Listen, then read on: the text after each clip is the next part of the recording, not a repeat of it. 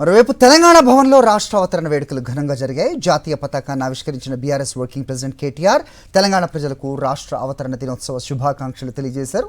తెలంగాణ ఏర్పాటు వెనుక ఉన్న చరిత్ర గురించి రేవంత్కు తెలియదంటూ ఆగ్రహం వ్యక్తం చేశారు కేటీఆర్. సీఎం రేవంత్కు అవగాహన పరిపక్వత లేదని ఎద్దేవా చేశారు. రేవంత్ రెడ్డి ఒక జాక్పాట్ ముఖ్యమంత్రి అన్న రేవంత్కు కేసీఆర్ తెలంగాణ గురించి మాట్లాడే అర్హత లేదని ఫైర్ అయ్యారు.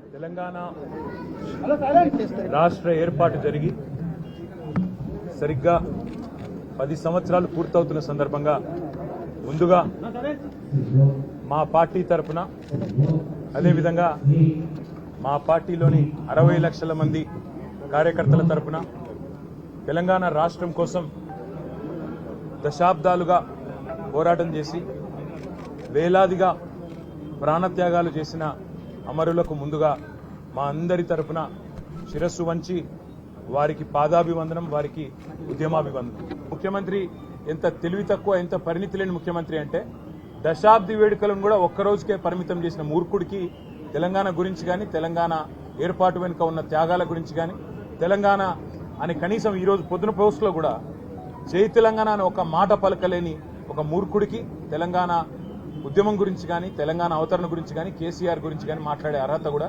లేదు.